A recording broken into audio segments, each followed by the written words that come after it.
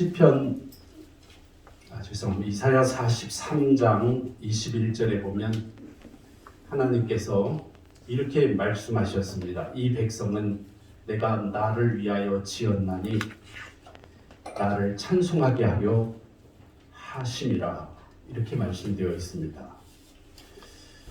저와 여러분이 이 세상을 살아가면서 하나님을 찬양하며 살아가는 삶을 살아간다는 것, 그것이 바로 하나님께서 우리를 지으신 목적이라는 말씀입니다.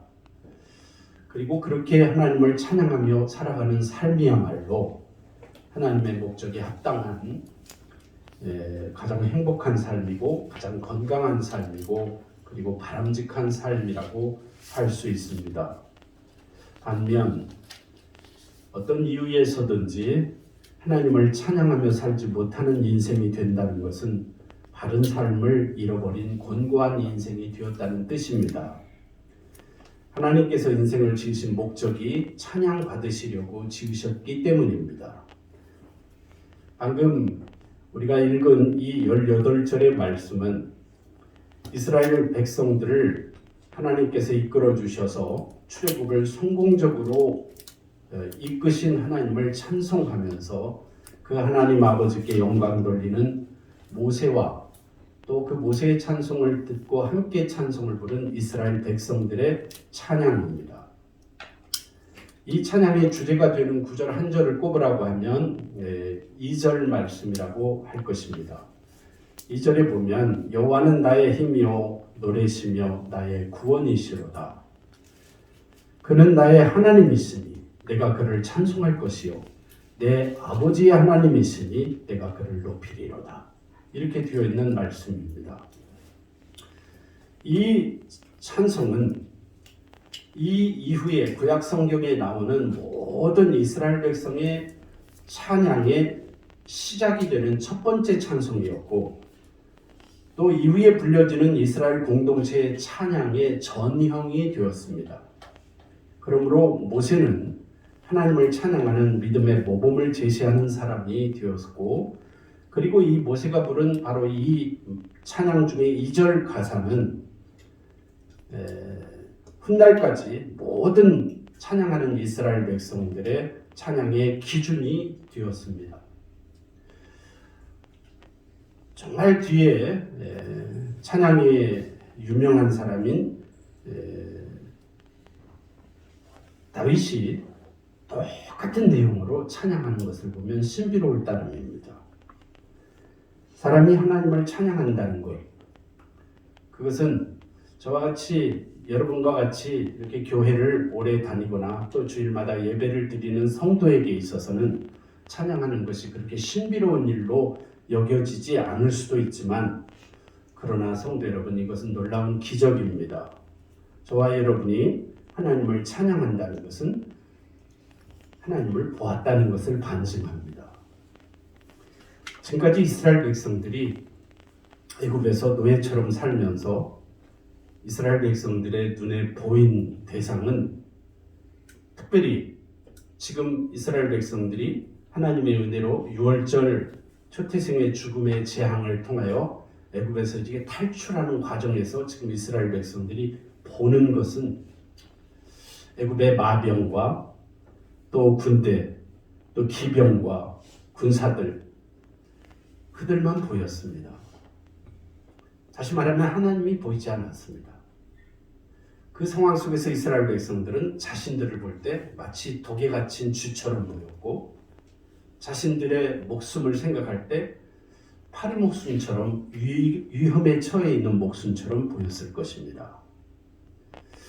그런데 잠시 후에 하나님께서 이 홍해 기적 사건을 통해 이스라엘 백성들에게 하나님 당신을 보여주셨습니다. 그래서 이 사건 이후에 이스라엘 백성들은 하나님에 대하여 더 크고 깊이 경험하게 된 것입니다. 자신들을 인도하신 분 하나님, 그분이 우리를 떠나 있는 분이라고 여겼는데 떠난 것이 아니라 곁에 함께 계신 하나님이심을 경험했습니다. 그 하나님의 지혜와 능력이 얼마나 큰지, 이전에는 바로의 능력이 제일 크다고 생각했지만 바로하고는 비교할 수 없는 하나님의 크신 지혜와 능력을 보게 된 것입니다.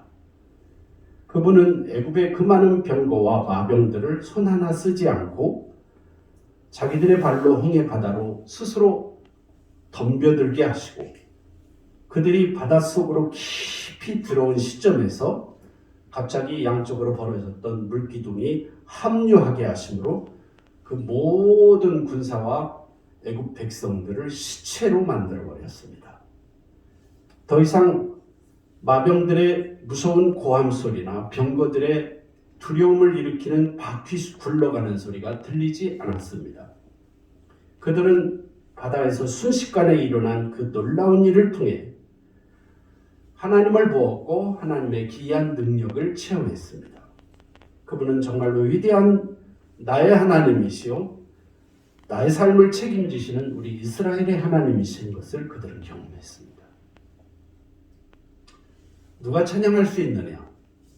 여기에 답이 있습니다. 하나님을 경험한 사람입니다. 이스라엘 백성들은 이 홍해 바다의 의미 역시 새롭게 깨달았습니다. 바다를 건너기 전에 이 홍해 바다는 두려움 자체였습니다. 그들에게 보이는 이 홍해는 죽음이었습니다. 그 바다는 이 홍해의 기적 사건을 경험하고 난 이후에 이스라엘 백성들이 보기에는 새로운 바다였습니다. 택함 받은 백성과 하나님을 대적하는 백성을 구분하는 경계선이었구나 하고 깨달아졌습니다. 이스라엘 백성들이 바다 저편에 있을 때 홍해를 건너기 전에는 찬양은 고사하고 그들의 마음과 입술에는 불평과 원망이 가득했습니다. 그런데 지금 하나님의 기적을 경험하고 바다 건너편으로 건너와서 지금은 세상에서 처음으로 가장 감격적인 찬송을 지금 부르고 있습니다. 백성들 모두가 마음속에 솟구쳐 오르는 진심의 찬양, 감격의 찬양을 부르고 있습니다. 그날 그들이 불렀던 그 노래는 아무나 부를 수 있는 노래는 아니었습니다. 바다를 건너오지 못한 애굽의 군대, 그들도 하나님의 기적을 보았습니다. 그러나 그 애굽의 군인들 중 아무도 찬양하지 않았습니다. 찬양할 수 없었습니다. 이스라엘 백성들도 잠시 전 바다를 건너기 전에는 아무도 찬양하지 않았습니다. 오직 바다를 건너 구원받은 성도들이 그들만 이 찬양을 모세를 따라 부를 수 있었습니다. 그렇습니다. 찬양은 누구의 몫입니까? 구원받은 성도의 몫입니다. 찬양은 하나님을 높이는 노래입니다.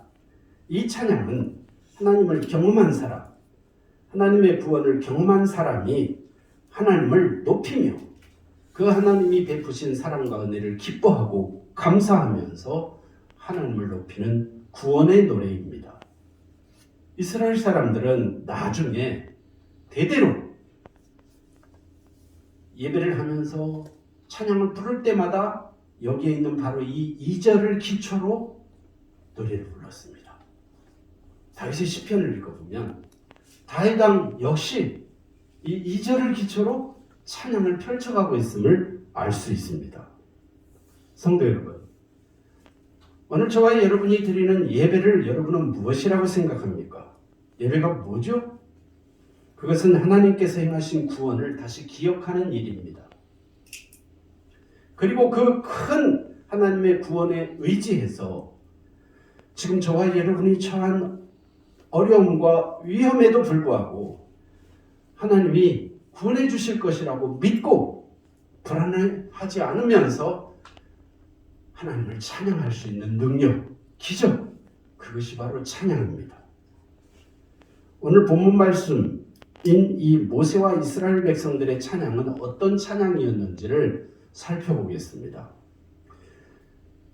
모세가 찬양하니까 이스라엘 백성 전체가 감동적으로 찬양했습니다. 홍해를 건넌 그 구원을 경험하고 나서 말입니다. 첫 번째, 그들은 하나님이 출애굽 역사의 주인이심을 찬양했습니다. 하나님이 하셨다. 하는 것입니다. 1절에서 이스라엘 백성은 이렇게 찬송했습니다. 이때에 모세와 이스라엘 자손이 이 노래로 여호와께 노래하니 일러스되 여호와를 찬송하리니 그는 높고 영화로우시며 말과 그 탄자, 애굽 백성들이죠. 애굽 군인들입니다. 말과 그 탄자를 바다에 던지셨음이로다. 그 사건으로 보면 애굽 백성들을 하나님이 바다에 던지신 건 아니에요. 모세를 통해 지팡이로 홍해를 가리키게 하니까 홍해 바다가 쫙 갈라져서 마른 땅이 되었다고 되어 있어요. 거기를 이스라엘 백성들이 신비로운 그 하나님의 기적의 현장을 건너갔어요. 그 뒤따라 애굽 백성들이 애굽의 마병, 말을 탄 병사들과 또 전차, 말이 끄는 전차를 타고 온 기병들이 또 군인들이 이스라엘 백성들을 추격해 바다로 들어왔습니다. 그런데 어느 순간 하나님께서 거기에 구름 기둥을 비추게 하셔서 이스라엘 백성들이 가는 길은 환하게 앞길을 열어주시고 애굽 백성들은 바다 한가운데 들어왔는데 캄캄한 어둠에 사로잡혀서 우왕좌왕할 뿐만 아니라 대혼란에 빠져 있게 하셨습니다. 결국 이스라엘 백성들이 다 건너가고 애굽 백성들이 바다 가운데에 열린 길 사이에 갇혀 있는 그때에 하나님이 그 물을 합쳐지게 하셔서 이스라엘 백성을 추격하던 애굽 백성들, 애굽 군인들은 다 물속에 수장되어 죽었습니다. 이 사건을 경험한 이스라엘 백성들이 1절에 보면 기가 막힌 표현으로 그 하나님의 역사를 찬양했는데 하나님이 애굽 사람들을 던지셨다고 하셨습니다. 이게 찬양입니다. 하나님이 하신 일을 이렇게 상상으로, 하나님이 하신 일을 믿음으로 이렇게 고백한 것입니다. 그들이 하나님을 찬송한 이유는 하나님이 어떤 분이신지를 알았다는 것입니다. 지금까지 그들은 애굽에서 430년이라는 오랜 시간을 살면서 이스라엘 백성이지만 히브리 백성이지만 애굽에서 이들이 살면서 위대한 왕 하면 딱 한 사람이 떠올랐습니다. 그들에게 그 시기 위대한 왕은 바로일 뿐이었습니다. 바로는 살리기도 하시고 죽이기도 하시는 왕이셨습니다. 그들의 눈에는 바로만 보였고 이 세상의 진정한 왕은 오직 바로 왕이라고 교육받았고 또 그 문화가 그들을 가르쳤습니다. 그런데 오늘 경험해 보니까 바로는 하나님 앞에 아무것도 아니라는 것을 알았습니다. 이 바로보다 뛰어난 만왕의 왕이 여호와 하나님이시라는 것을 그들은 알았습니다. 하나님은 세상에서 가장 강한 애굽의 바로 왕과 그들이 몰고 왔던 모든 병거들, 기병들과 모든 병사들을 마치 버려야 할 쓰레기를 불타오르는 불구덩이에 던져버리듯이 완벽하게 멸망시켜 버리셨다는 것입니다. 모세와 이스라엘 백성들은 그 사건을 목격하고 하나님이 어떤 분이신지를 새롭게 깨달았다는 것입니다. 그래서 그들은 하나님을 이렇게 찬양한 것입니다. 여호와를 찬송하리니 그는 높고 영화로우시며 말과 그 탄자를 바다에 던지셨음이로다. 이스라엘 백성들은 애굽 땅에서 살 때 하나님을 잃어버린 민족, 하나님을 모르는 민족으로 430년을 살았습니다. 좀 더 구체적으로 말하자면 더 이상 예배를 드리지 않는 삶이었으며 더 이상 하나님을 찬양하는 백성으로서의 삶이 아니었습니다. 하나님을 잃어버린 민족, 믿음을 잃어버리고 사명을 잃어버린 노예민족이 되어 430년을 살았던 것입니다. 존귀했던 하나님의 백성이 비천한 사람들로 변질되어 버렸죠. 성도 여러분, 오늘날도 똑같습니다. 하나님을 잊어버리고 믿음을 저버리면 인생은 하찮은 존재, 비천한 존재로 전락합니다. 반면 하나님을 새롭게 만나고 하나님께서 주시는 믿음을 되찾는 사람은 참된 인생의 가치를 되찾게 됩니다. 그런 삶이 바로 성경에서 가르치는 구원받은 삶, 거듭난 삶이라는 것입니다. 모세가 하나님을 만나고 와서 이스라엘 백성들에게 하나님의 말씀이 이렇더라. 하나님이 우리 백성을 존귀하게 다시 회복시킨다더라. 우리는 다 애굽을 떠나 하나님이 약속하신 땅으로 가야 할 백성이다. 자, 떠나자. 라고 전했을 때에도 이스라엘 백성들은 여전히 무감각했습니다. 하나님의 말씀을 온전히 믿지를 못했어요. 이스라엘은 여전히 하나님을 모르는 상태였기 때문입니다. 하나님을 모르니 어떻게 믿어요?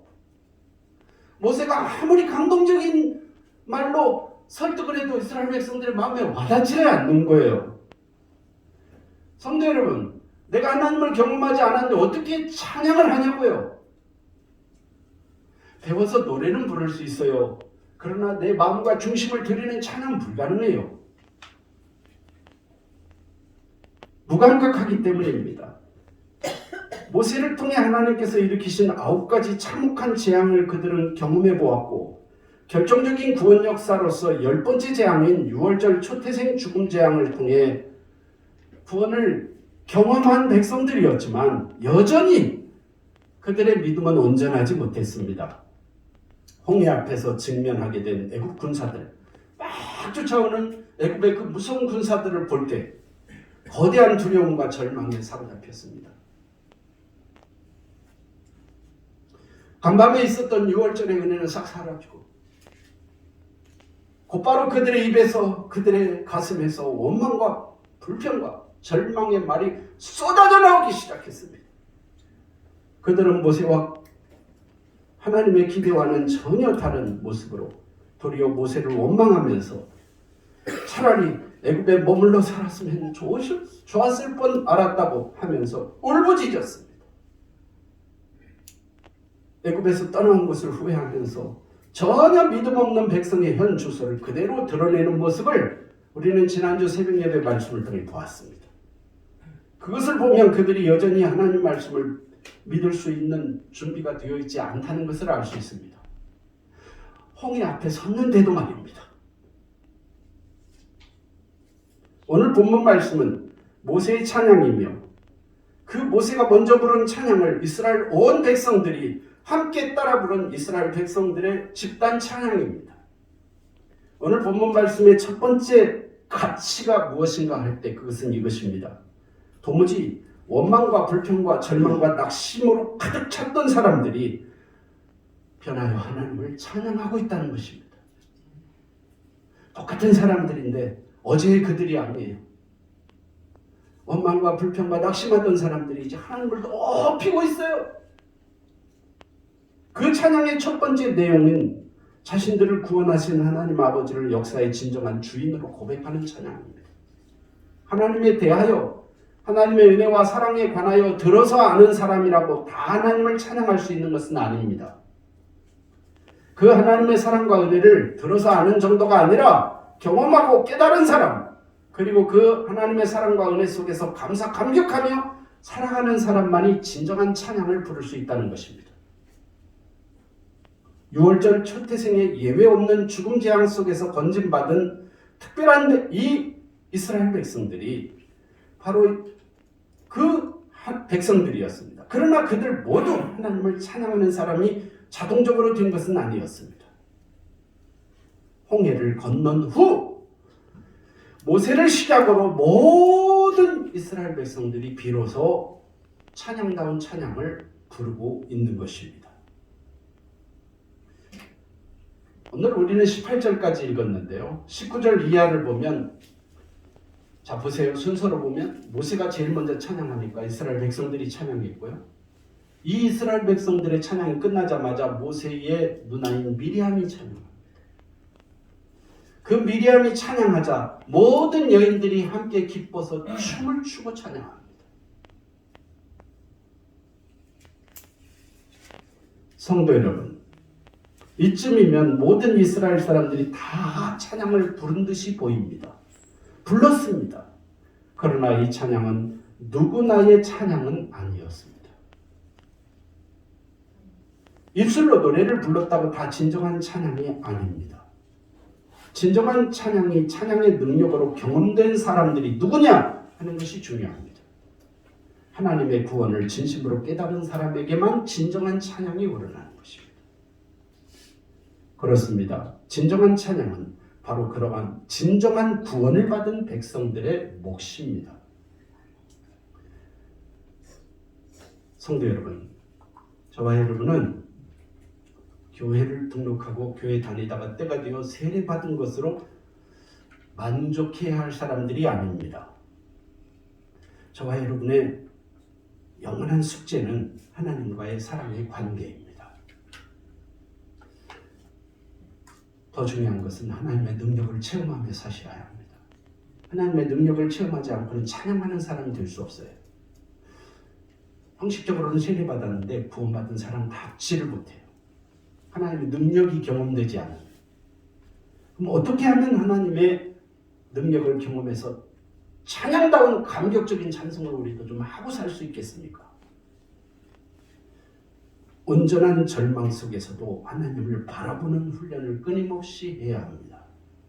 모세가 홍해 저편에 있을 때 절망하던 이스라엘 백성들에게 부르짖어 하나님께서 받은 말씀을 전했던 말씀이 무엇인지 기억납니까? 딱 한 구절이었습니다. 너희는 가만히 서서 여호와께서 오늘 너희를 위하여 행하시는 기적을 보라 하는 것이었습니다. 너희는 가만히 서서 여호와께서 오늘 너희를 위하여 행하시는 구원을 보라, 기적을 보라. 그 말씀이 바로 찬양의 기초가 무엇인지를 일러주시는 말씀입니다. 교회와 성도의 찬양의 기초는 하나님 앞에 가만히 서서 하나님께서 행하시는 온전한 구원을 경험하는 것입니다. 나를 구원하신 하나님의 주권을 온전히 인정하는 믿음, 그것이 바로 찬양의 기초입니다. 그런 사람이 바로 진정한 찬양을 하나님께 드릴 수 있다는 것입니다. 성도 여러분, 절망 속에서도 하나님을 바라보십시오.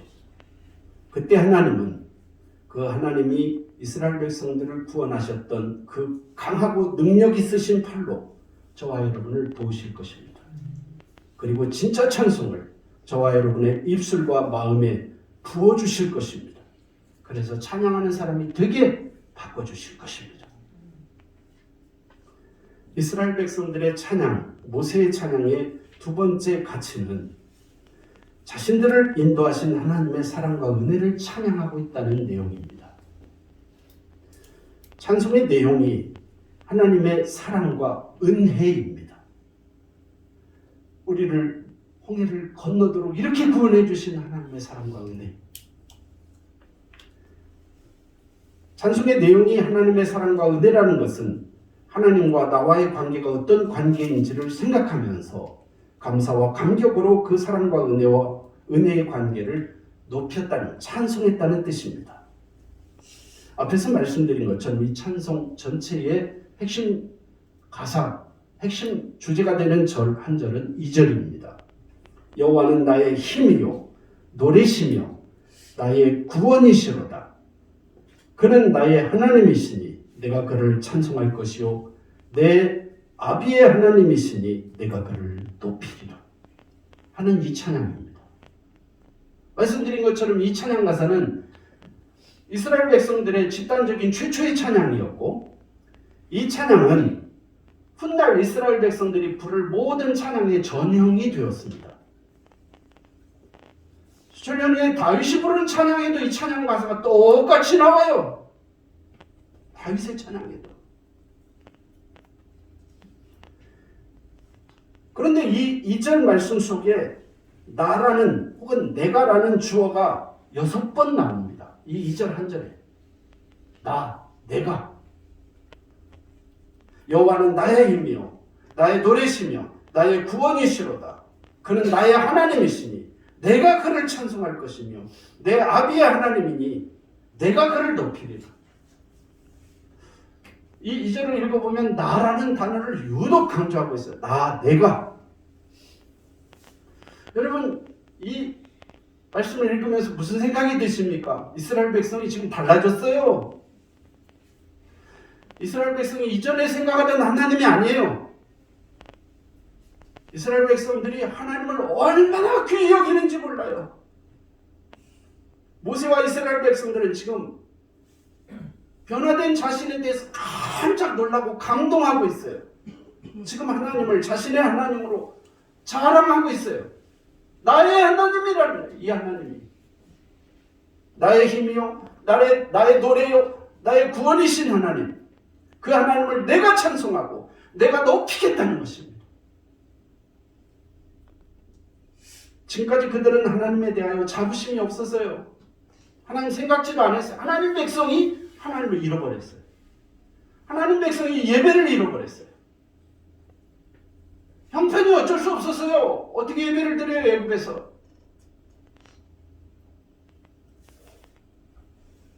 모세가 그들을 이끈다고 이끄는 동안에도 그들은 하나님에 대해서 그렇게 달갑게 생각하지 않았어요. 왜 편안하게 사는 애굽에서 이런 모습으로라도 사는 우리를 이렇게 바로왕의 미움거리가 되게 해서 너 때문에, 너 모세 때문에 우리가 이게 애굽에 매장지가 없어서 우리를 광야로 이끄냐 하면서 막 욕하기도 한 거예요. 하나님의 기적의 현장인 홍해 앞에서도 원망했어요. 기회만 있으면 다시 애굽으로 돌아가자고 선동했습니다. 그들은 애굽의 노예 상태로 살아가는 것을 별로 기분 나쁘게 생각하지 않았고 하나님이 자기들을 구원하시려고 하신다는 사실에 대해서도 별로 환영하지도 않았습니다. 하나님에 대한 자부심이 없었기 때문입니다. 이 하나님 누군지 모르는 거예요. 하나님이 선택한 백성인데 하나님을 몰라요.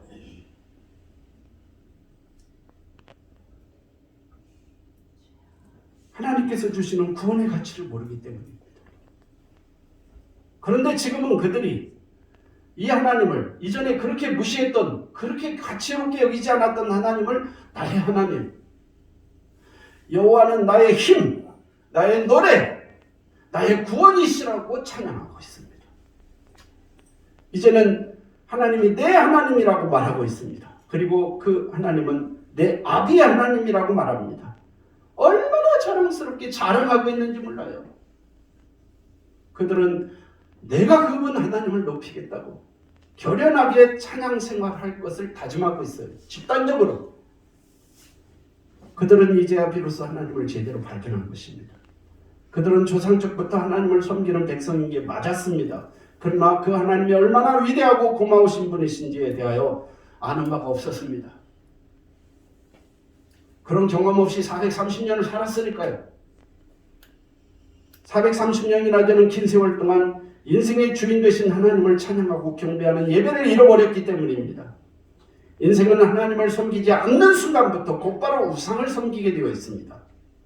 하나님을 떠난 인간의 마음에는 반드시 즉시 우상이 그 자리를 차지하고 들어와서 주인 노릇하게 되어 있습니다. 저와 여러분이 진정한 하나님의 자녀로 거듭나기 전까지 우상은 저와 여러분의 삶 속에 들어와서 마음껏 주인 노릇하게 됩니다. 그 긴 방황의 기간 430년 동안 이스라엘 백성들은 한마디로 그 삶을 요약한다면 찬양 없는 무덤덤한 삶을 살았던 것입니다. 성도 여러분, 여러분은 지금 어떻게 살고 계십니까?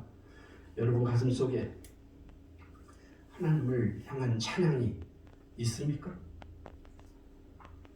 이스라엘 백성들이 똑같은 이스라엘 백성들인데 홍해를 건너기 전에 이스라엘 백성과 건넌 이후의 백성이 달랐잖아요. 그렇죠? 찬양이라는 측면에서 달랐어요. 하나님에 대하여 알미라는 측면에서 달랐어요. 이전에 똑같은 신앙인이지만 똑같은 하나님 백성이지만 질이 달라요. 성도 여러분, 예수 믿고 얼만큼 달라졌습니까? 무엇이 달라진 거예요? 예수 믿는 가족의 숫자가 늘어났습니까? 그게 달라진 것일까요? 예수 믿고 복 받아서 경제적으로 윤택해지신 것입니까? 그것도 축복이라고 말할 수 있겠지만 더 생생한 예수 믿는 증거는 저와 여러분 속에 과연 어떤 찬양이 있느냐 하는 것입니다. 어떤 감정이 있느냐 하는 것이에요. 이스라엘 백성들은 그야말로 홍해를 건넌 이후 최초로 위대한 찬양을 지금 하나님께 올려드리고 있는 장면입니다. 그렇게 된 사건이 바로 홍해 구원 사건입니다. 절망의 홍해에서 구원을 받고 보니 하나님은 애굽의 바로와는 비교할 수조차 없으신 만군의 하나님이심을, 용사이신 하나님이심을 깨닫게 된 것입니다. 그분은 알고 보니 나 자신의 하나님이요, 나의 힘이요, 나의 노래요, 나의 구원이셨습니다. 그렇게 좋은 분을 그동안 몰랐구나. 그래서 의지하지 못했고 그분을 높이지도 찬양하지도 못했다. 그런데 이제서야 우리의 입이 찬양의 입으로 열리는구나. 430년 만에 홍해 건너편 구원의 언덕에서 그때 이스라엘 백성들이 온 백성이 모세의 선창을 따라 함께 부른 이 찬양 가사를 상상해 보십시오. 그 찬양이 울려 퍼지는 순간 이스라엘 백성들은 진정한 삶을 경험하는 순간이었습니다. 지금까지도 430년 이전의 삶을 살기는 살았어요. 그러나 진정한 삶이 아니었어요. 구원받기 이전의 삶은 진정한 삶이 아닙니다. 우리의 진정한 삶이 되려면 저와 여러분의 가슴 속에, 저와 여러분의 입술로 찬양이 우러나오는 때입니다. 세례받은 사람이 하나님 백성이라고만 말하지 마십시오. 저와 여러분이 하나님께 영광을 돌려드리고 하나님을 찬양하는 백성일 때 진정한 하나님의 백성인 것입니다. 찬송이란 것은 하나님을 자랑하는 것입니다. 그분과 나와의 관계를 자랑하는 일입니다. 하나님을 찬양하는 사람이 된다는 것은 하나님과 사랑의 관계 속에서 행복한 사람이 되었다는 증거입니다. 하나님과의 사랑의 관계, 그것이 이 땅에서 신앙생활하며 살아가는 모든 교회와 오늘 이 예배를 드리고 있는 저와 여러분 모든 성도들의 공통된 과제 아니겠습니까? 성도 여러분, 좋은 사람이 되어야 합니다. 또 인생이 행복하려면 좋은 사람을 만나야 합니다. 그 좋은 사람의 핵심 가치가 무엇일까요? 여러분은 어떤 사람을 좋은 사람이라고 합니까? 잘생긴 사람입니까? 가진 자산이나 재물이 많은 사람입니까? 매너 좋은 사람입니까?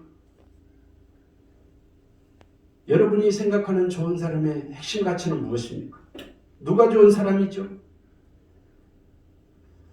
오늘 말씀에 가면 하나님을 사랑하는 사람, 하나님과의 사랑의 관계, 하나님과의 사랑과 은혜적 관계 속에서 행복한 사람이 진짜 좋은 사람이에요. 그런 사람이 되어야 하고 배우자를 만나려면 그런 사람을 만나야 합니다. 하나님과 사랑과 하나님과 나 사이의 사랑과 은혜의 관계 속에서 행복한 사람.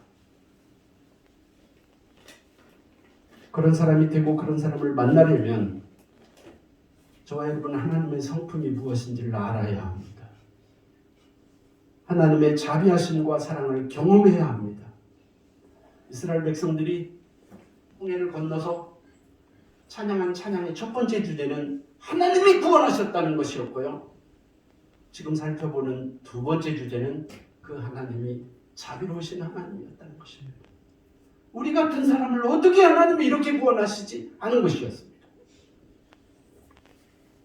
하나님을 알지도 못하고 알았던 하나님을 버리고 예배도 430년 안 드리고 제사장도 없어지고 제사 제도도 없어지고 아무것도 없고 하나님을 경배하던 전통도 없고 그런 우리를 도리어 하나님 앞에서 하나님의 구원의 기적을 10가지 재앙을 체험하고도 원망과 불평으로 홍해 앞에서도 하나님이 이제 우리를 건너게 하시려는 그 잠시 후의 기적을 베풀어 구원시키려는 그 현장에서조차도 차라리 애굽이 좋았다고 원망하고 불평하는 이런 우리를 구원하신 자비로우신 하나님, 이 하나님을 찬양했습니다. 하나님께서 구속하신 당신의 백성인 우리를 끝까지 은혜로 인도해 주시는 하나님. 이스라엘 백성들 스스로 생각할 때 자신들이 올바로 살았거나 자신들이 하나님을 위하여 공적을 쌓았거나 어떤 대가를 지불한 게 하나도 없었습니다. 아무리 생각해도 자신들에게는 하나님의 그 자비로우시고 은혜로우신 구원의 은총과 사랑을 받을 자격이 단 하나도 없었습니다. 그들은 깨달았습니다. 오늘 우리를 구원해 주신 하나님께서 우리를 사랑하시고 기뻐하시고 무조건적인 은혜를 베풀어 주셔서 이루어 주신 구원이구나. 그래서 하나님께서는 이렇게 형편없던 우리를 오래 참아주시고 끝까지 용서하시고 기다려 주셨다. 이게 이들의 찬양의 두 번째 내용입니다. 놀랍게 찬양의 사람 다윗의 시 103편을 시편 103편 말씀을 보면 이렇게 되어 있습니다. 우리의 죄를 따라 우리를 처벌하시지는 아니하시며 우리의 죄악을 따라 우리에게 그대로 갚지 아니하셨으니 이는 하늘이 땅에서 높음같이 그를 경외하는 자에게 그의 인자하심이 크심이로다. 동이 서에서 먼 것 같이 우리의 죄과를 우리에게서 멀리 옮기셨으며 아버지가 자식을 긍휼히 여김같이 여호와께서는 자기를 경외하는 자를 긍휼히 여기시나니 이는 그가 우리의 체질을 아시며 우리가 단지 먼지뿐임을 기억하심이로다. 인생이 그 날이 풀과 같으며 그 영화가 들의 꽃과 같도다.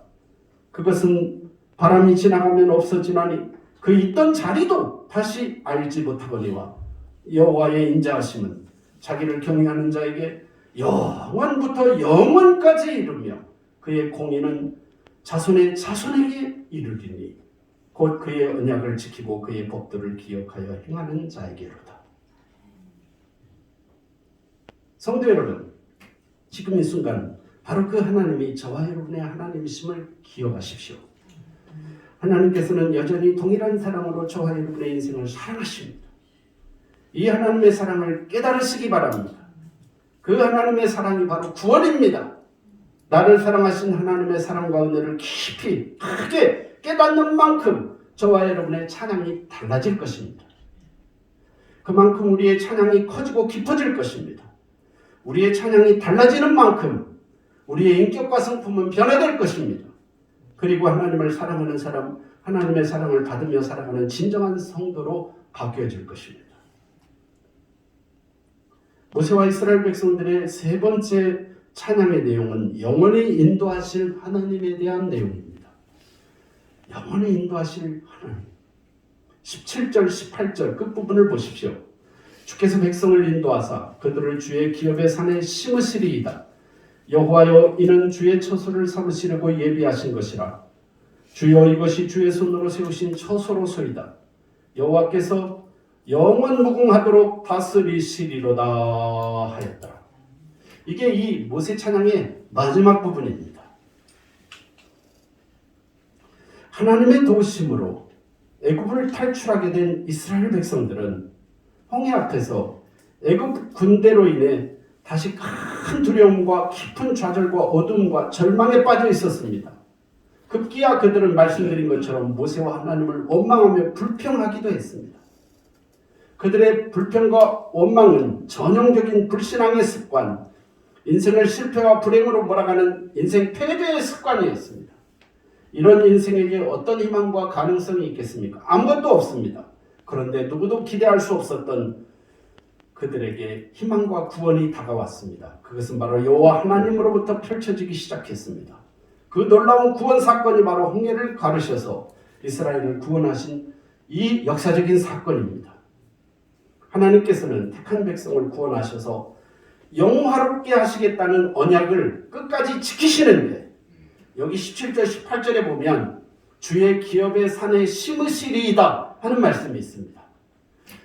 주의 기업의 산, 하나님이 이 백성을 구원하셨을 뿐만 아니라 이 백성을 장차 영광스럽게 하시는데 주의 택하신 백성을 하나님의 기업의 산에 갖다 심으신다는 겁니다. 제가 한 주 동안 설교를 준비하면서 카일 델리치 주석하고 랑게 주석을 보았습니다. 카일은 이것을 성소를 위해 준비되었고 일찍이 이삭이 제단을 세워서 예배했던 모리아산을 가리킨다라고 해석했고, 랑게라는 분은 외부 세력이 침범할 수 없는 안전하고 견고한 가나안을 묘사하는 말로 이해했습니다. 다른 여타의 모든 구약 주석을 제가 가지고 있는 주석 다 보았는데 결국 약속의 땅 가나안을 지칭하는 표현입니다. 하나님이 결국 이 백성을 가나안까지 끌고 가신다는 겁니다. 그래서 주의 성소로 예비하신 그 산에 심으시겠다는 것입니다. 저는 궁금증이 생겼습니다. 모세는 가나안에 가보지도 못한 사람입니다. 모세는 가나안에 들어가지도 못하고 죽었어요. 그렇죠? 그런데 모세가 가나안을 향하여 아직 출발도 안 한 모세가 홍해 건넌 후에 어떻게 이 찬양을 불렀느냐는 것입니다. 네? 주께서 이 백성을 어디 심을지 어떻게 알고 이 찬양 가사를 불렀느냐는 것입니다. 신비롭죠? 성도 여러분, 이것이 하나님이 하신 일입니다. 어쩌면 모세는 자기가 지금 무슨 찬양을 하고 있는지도 모르면서 불렀을 수도 있습니다. 하나님 모세의 입을 통하여 발현된 이 찬양을 이루신 것입니다. 성도 여러분, 오늘 저와 여러분이 누구입니까? 영원히 죽을 수밖에 없던 저와 여러분을 하나님께서 예수님의 십자가 보혈의 공로로 구원해 주셔서 하나님의 백성으로 인침받게 된 거룩한 성도가 바로 오늘 이 교회이고 이 교회의 지체인 저와 여러분 한 사람 한 사람입니다. 이제 우리의 거룩한 성도로서의 삶이 무엇입니까? 그것은 하나님을 영화롭게 드리는 찬양의 백성으로서의 삶입니다. 우리를 절망과 두려움과 어둠의 세력, 죽음의 권세에서 구원해 주신 하나님께, 그리고 앞으로 저와 여러분의 인생의 모든 시간을 책임져 주시고 인도해 주실 우리의 힘이시고 노래이시며 구원이신 하나님 아버지께 모세와 이스라엘 백성의 찬양 같은 이 찬양을 끊임없이 올려드리는 저와 여러분이 되어야 할 것입니다. 기도하겠습니다. 걸어가시고 자비로우신 하나님, 오늘 출애굽기 15장 모세와 백성의 찬양을 살펴보았습니다.